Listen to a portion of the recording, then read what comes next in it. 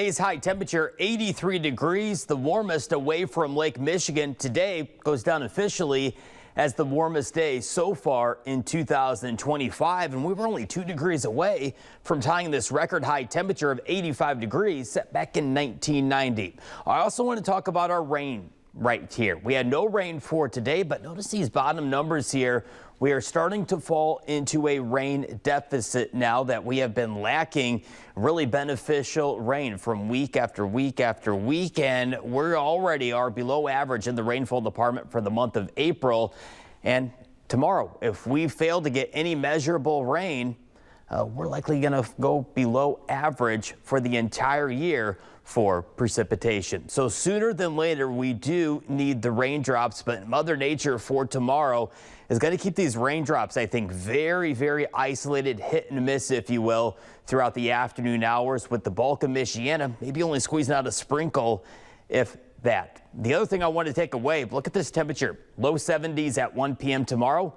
And then we crash these temperatures throughout the afternoon and especially in the evening. If you have any outdoor plans tomorrow evening, it will not be interrupted by rain, but rather the chill returning 40s and 50s. Take the jacket with you if you have any plans tomorrow evening. And taking a look at this strong lake breeze, we've got a wind tomorrow morning out of the south, but by tomorrow afternoon, we switch wind directions behind a cold front off of Lake Michigan, out of the north and west. You see at 4 p.m. we start to see the 70s disappearing from the map and the 40s and 50s taking over as we head on into Friday evening.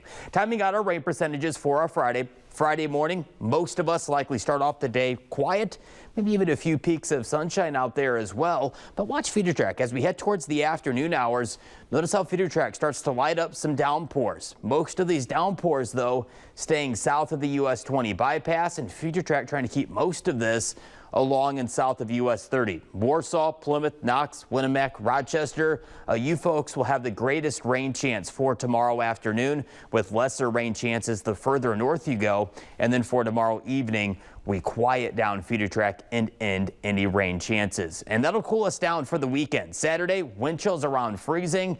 And then Sunday, pick day of the weekend, near 70 in the afternoon.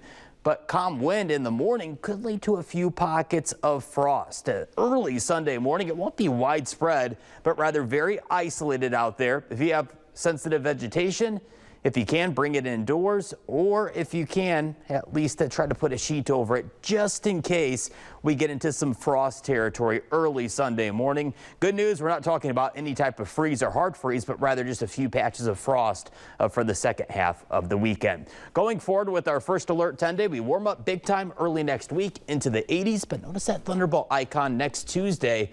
We'll go from around 80 next Tuesday with humidity down into the 50s and low 60s for daytime highs towards the midweek portion of the upcoming week. And some of those thunderstorms could be on the rowdy side, something we'll keep an eye on here in weather.